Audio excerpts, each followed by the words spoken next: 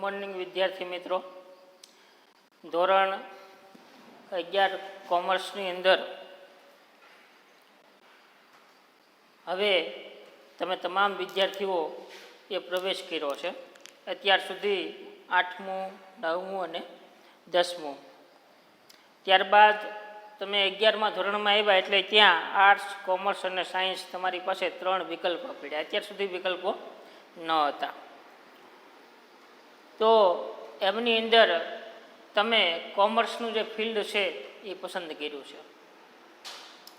આવનારા સમયમાં ખૂબ જ એની માંગ છે અને એમની અંદર આજે આપણે પ્રથમ સોપાનની શરૂઆત કરી રહ્યા છીએ, પ્રથમ ચેપ્ટરની શરૂઆત કરી રહ્યા છીએ અને પ્રથમ લેક્ચરની શરૂઆત કરી રહ્યા છીએ. તો હું સૌ પ્રથમ પહેલાં મારો તમને પરિચય આપી દઉં. મારું નામ દુધરેજિયા અજયભાઈ, ધોરણ 11 અને ધોરણ 12 કોમર્સની અંદર અર્થશાસ્ત્ર વિષયમાં અભ્યાસ કરાવું છું. તો સૌ વિદ્યાર્થી મિત્રોને આજે હું અજય દુધરેજિયા તરફથી સ્વામિનારાયણ ગુરુકુલ મહુવાની અંદર હાર્દિક સ્વાગત કરું છું. એ સાથે જ આજે આપણે પ્રથમ સોપાન એટલે કે પ્રથમ લેક્ચરની શરૂઆત પણ કરીશું. તો અર્થશાસ્ત્ર વિષય તમારા માટે એકદમ નવો જ વિષય છે. અત્યાર સુધી તમે ગણિત, વિજ્ઞાન, ઇંગ્લિશ, હિન્દી, ગુજરાતી આ તમામ વિષયોનો અભ્યાસ કરતા, સામાજિક વિજ્ઞાન સહિત.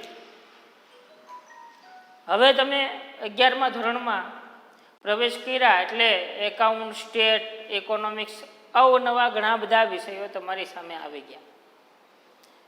તમે જોતામાં પુસ્તકો જોયા ભેગા ડરી પણ ગયા છો કે આ શું, આમાં કઈ રીતનું આવતું હશે.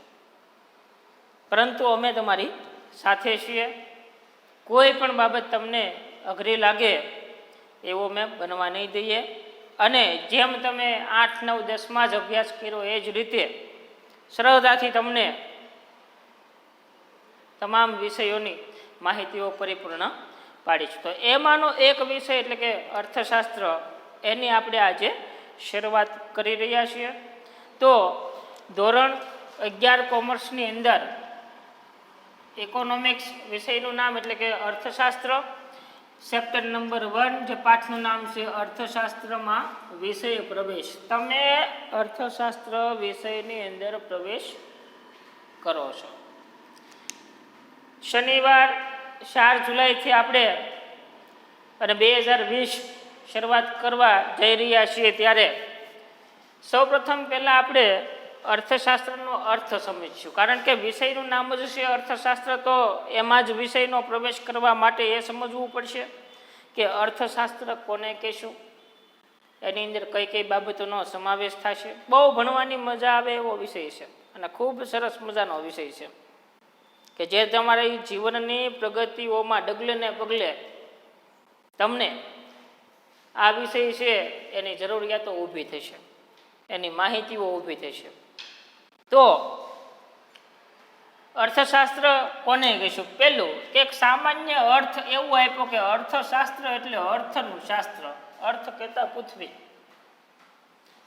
એનું શાસ્ત્ર. આ ઉપરથી એમ કહી શકાય કે કોઈ પણ એક એવું વિચાર તમે કરો કે કઈ એવી વસ્તુ છે પ્રકાશ અને હવા સિવાય કે જે જમીનમાંથી આપણને નથી મળતી ને કંઈક બીજે બહારથી મળે છે. વિચારો, એક પણ એવી વસ્તુ નથી કે જે તમને જમીનમાંથી પ્રાપ્ત નથી થતી. એક છે પ્રકાશ અને હવા, એ જે છે એ બહારથી આપણને મળી શકે છે. એ પણ કુદરતી છે, માનવ સર્જિત તો છે જ નહીં. માનવ સર્જિત વસ્તુઓ એક પણ એવી નથી કે જે જમીનમાંથી આપણે નથી મળતું. મૂળ તો એનું જમીન જ આવે. તમે પંખો ગણો, એસી ગણો, તમારો મોબાઈલ ગણો, હરેક વસ્તુ તમે નોંધ કરો કે જે તમારા હાથમાં પુસ્તક છે એ પણ જમીનની અંદરથી જ, કે જે વસ્તુ માનવ સર્જિત છે એ તમામ. તો અર્થનું શાસ્ત્ર એટલે અર્થશાસ્ત્ર. બીજો આપણે જોઈએ કે સંસ્કૃત, સૌથી જૂની જો આપણી ભાષા હોય તો એ છે સંસ્કૃત ભાષા. સંસ્કૃત શબ્દમાં અર્થશાસ્ત્રને એક ઉદ્દેશ તરીકે બોલવામાં આવ્યો. મારો એક ઉદ્દેશ છે કે હું મોટો ઓફિસર બનીશ. હા, મારો એક ઉદ્દેશ છે કે હું મોટો ડૉક્ટર બનીશ. મારો એક ઉદ્દેશ છે કે હું મોટો પોલીસ બનીશ. આપણા ઉદ્દેશો હોય ને, એમ સંસ્કૃતમાં એવું કીધું કે ઉદ્દેશ એટલે શું? અર્થશાસ્ત્રની દ્રષ્ટિએ કંઈક મેળવવું. યાદ રાખજો, કંઈક ને કંઈક પ્રાપ્ત કરવું, કંઈક ને કંઈક મેળવવું, એવો અહીંયા એનો અર્થ કરવામાં આવે છે. તો અર્થશાસ્ત્ર કંઈક મેળવવું. આગળ જોઈએ તો પૃથ્વી ઉપર, અર્થ કહેતા પૃથ્વી ઉપર માનવ જીવન શક્ય બન્યું. અને માનવી એક બુદ્ધિશાળી પ્રાણી છે. બધા માનવીની જેવું પ્રાણી જ છે માનવી, પણ કેવું છે? બુદ્ધિશાળી પ્રાણી છે. તો બુદ્ધિશાળી પ્રાણી છે એટલા માટે એમને સુખમય જીવન બનાવવું છે. હરેક વ્યક્તિનું મનમાં એક જ હોય કે મારું જીવન સુખમય થાય. કોઈ એવું કીધું કે હું હાવ ગરીબ બની જાઉં? નહીં, પૈસાદાર જ બનવું છે, સુખી માણસ જ બનવું છે બધાને. તો સુખમય પોતાનું જીવન બનાવવા માટે માનવી એક બુદ્ધિશાળી પ્રાણી છે મિત્રો. તો એમણે કર્યું શું? તો કે એણે પેલા સમાજની વ્યવસ્થા કરી કે અમારો એક સમાજ હોવો જોઈએ. બીજું, અમારું એક રાજ્યની વ્યવસ્થા હોવી જોઈએ કે જેમાંથી અમને પ્રાથમિક સુવિધાઓ પ્રાપ્ત થઈ શકે. સમાજ વ્યવસ્થા, રાજ્ય વ્યવસ્થા અને પછી છેલ્લે અર્થવ્યવસ્થા. કોઈ પણ દેશની અંદર અર્થવ્યવસ્થા પણ હોવી જરૂરી છે. આ ત્રણ વ્યવસ્થા જ્યારે હોય, સમાજ વ્યવસ્થા, રાજ્ય વ્યવસ્થા અને અર્થવ્યવસ્થા, ત્રણ વ્યવસ્થા જ્યારે ઊભી થાય તો જ માનવીનું જીવન છે એ સુખમય બની શકે, નહીંતર સુખમય બની શકે નહીં. તો કે ભાઈ સુખમય બનાવવા માટે હવે પાછા આપણે અર્થશાસ્ત્રમાં આવીએ કે ભાઈ અર્થવ્યવસ્થા જરૂરી છે. સમાજ તો માનવી પોતાનો આપણે બધા જાણીએ છીએ કે સમાજ વ્યવસ્થા તો ઊભી થઈ જ છે, રાજ્યની વ્યવસ્થા. પરંતુ હવે અર્થવ્યવસ્થામાં આપણે પ્રવેશ કરીએ તો કે અંગ્રેજીમાં આપણે કીધું ને અહીંયા ઇકોનોમિક્સ, અંગ્રેજીમાં અર્થશાસ્ત્રને ઇકોનોમિક્સ શબ્દથી બોલવામાં આવે છે. કેના ઉપરથી પડ્યું ઇકોનોમિક્સ? કેમ પડ્યું ઇકોનોમિક્સ નામ? ગ્રીક શબ્દ, એમની અંદર ગ્રીક ભાષામાં એવું બોલાતું કે ઓઇકોનોમિકોસ તરીકે ઓળખવામાં આવે છે. જો ઇકોનોમિક્સને પહેલાં ઓઇકોનોમિકોસ એવો શબ્દ બોલતા. તો ઓઇકોનોમિકોસ શું છે? તો કે ભાઈ પ્રાચીન સમયમાં ગ્રીક ભાષા જે લોકો બોલતા એ ઓઇકોસ, ફક્ત ઓઇકોસ એટલે શું થતું? ઘર વખરી અને વ્યક્તિગત માલિકીની જે વસ્તુ હોય એને ઓઇકોસ તરીકે બોલતા. ઘર વખરી માટે જે કાંઈ વસ્તુઓ લાવતા એ પોતાની માલિકીની થઈ ગઈ. તો આવી માલિકીની વસ્તુઓને ઓઇકોસ તરીકે બોલવામાં આવતી હતી. હવે નોમિકોસ, આ નોમિકોસ એટલે શું? તો કે ભાઈ ઘર સામાનની વ્યવસ્થિત ગોઠવણી કરવી. આપણા અર્થતંત્રમાં પણ બધી ગોઠવણીઓ છે, એમાં અહીંયા પણ નોમિકોસ એટલે ઘર સામાનની વ્યવસ્થિત રીતે ગોઠવણીઓ કરવામાં આવતી. તો ઓઇકોસ અને નોમિકોસ એટલે ઓઇકોનોમિકોસ, એના ઉપરથી ઇકોનોમિક્સ નામ રાખવામાં આવેલું છે. માનવ જીવનમાં તત્વચિંતન હોય. ક્યાં માનવીનો જન્મ થાય ત્યાંથી પહેલાં એ ધર્મની અંદર હોય છે, પછી હિન્દુ હોય, ઇસ્લામ હોય, શીખ હોય કે ઈસાઈ હોય. એ 4 મેન ધર્મ છે, એમાંનો કોઈ પણ હોય, કે પછી જૈન ધર્મ હોય. માનવ જીવનના તત્વચિંતન, ધર્મ, અર્થ એટલે કામ, ધર્મ, અર્થ, કામ અને મોક્ષ જે પૃથ્વી છે, અને જે કામ એના પોતાના જીવનમાં થયેલા, અને છેલ્લે મોક્ષ. આ 4 એના તત્વચિંતન છે, ધર્મ, અર્થ, કામ અને મોક્ષ. એમની અંદર એમનો જે જીવન નિર્વાહ છે, રોટી, કપડાં ઓર મકાન, આ 3 વસ્તુની તો નાનામાં નાના વ્યક્તિને પણ જરૂરિયાતો ઊભી થાય. જોજો, ખાસ નોંધ રાખજો, રોટી, કપડાં ઓર મકાન. માનવી જન્મે છે ત્યાંથી એને ખાવાની વસ્તુઓ, રહેવા માટેની વસ્તુઓ અને પહેરવા માટે કપડાની વસ્તુઓની જરૂરિયાતો ઊભી થાય છે. તો આ 3 વસ્તુ એ ઉપરાંત જો અર્થવ્યવસ્થા સારી હોય, માનવી પોતાનું સુખમય જીવન બનાવવા માટેની બધી જ વ્યવસ્થાઓ ઊભી કરી હોય તો એને ભૌતિક સુખ પ્રાપ્તિ થાય. તો કે ભાઈ ભૌતિક સુખ કોને કહેવાય? કે રોટી, કપડાં અને મકાન તો જરૂરી છે ને છે જ, પરંતુ એ સિવાય ટીવી, ફર્નિચર, અને યંત્રો, ફોર વ્હીલ ગાડી જેમ કે ઓડી, વિમાન, હેલિકોપ્ટર, મોટા મોટા એલસીડી ટીવી, ઘરે એર કન્ડિશન, હાઈફાઈ બંગલો, આ બધી પ્રાપ્તિ જે થઈ શું છે તો કે જીવનની અંદર ભૌતિક સુવિધાની એને પ્રાપ્તિ થઈ છે. તો આવી જ ભૌતિક સુવિધાઓ મેળવવા પાછળ માનવી દોટ મૂકે છે, દોડે છે સતત ને સતત. પરંતુ ક્યારે એ દોડી ક્યારે શકે? જ્યારે કોઈક રસ્તો હોય ત્યારે જ દોડી શકે. તો એ રસ્તો કયો છે તો કે અર્થવ્યવસ્થા છે. ભારતનું અર્થતંત્ર છે એટલા માટે સૌને રોજગારી પ્રાપ્ત થાય છે.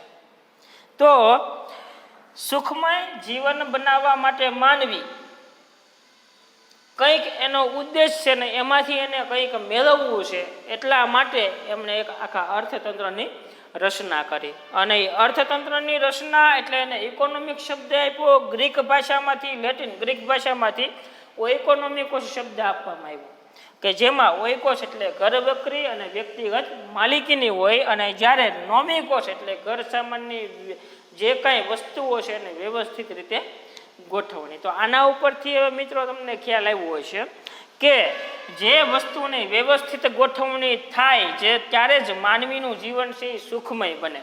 માનવી એક સમાજની વ્યવસ્થામાં પણ હોવો જોઈએ, સમાજમાં એમની નામના પણ થવી જોઈએ.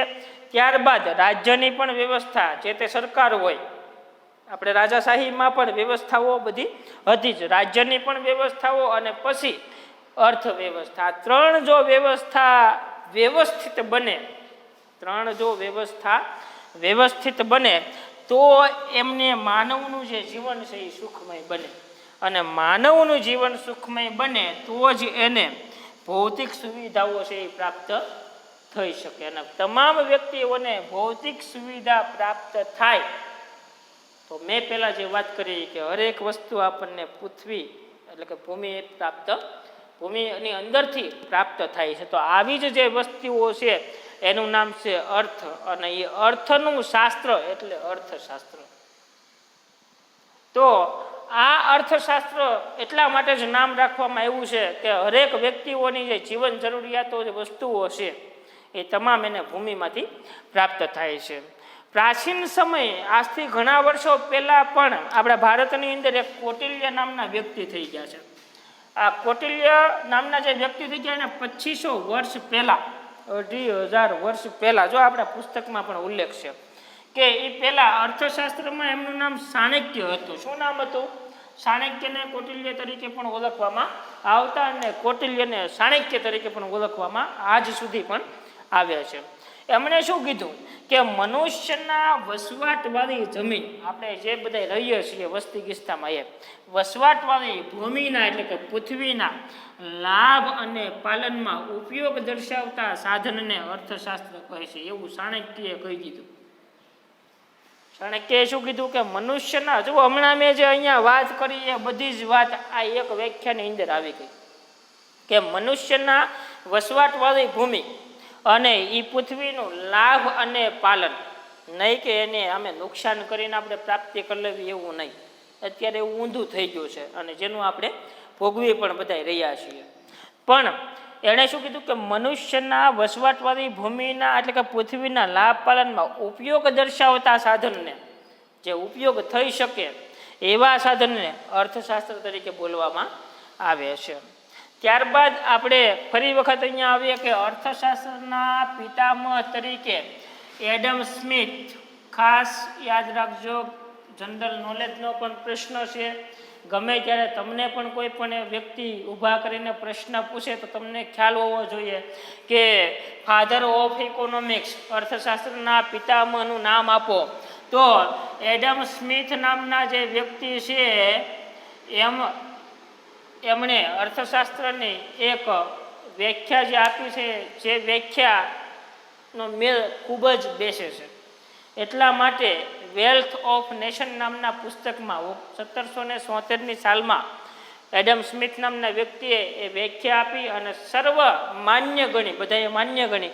એટલા માટે એમને અર્થશાસ્ત્રના પિતામહ તરીકે ઓળખવામાં આવે છે. તો મિત્રો ખાસ યાદ રાખજો કે એડમ સ્મિથ અર્થશાસ્ત્રના પિતામહ તરીકે ઓળખવામાં આવે છે. આજનો જે લેક્ચર છે એટલે જ સુધી રાખશું.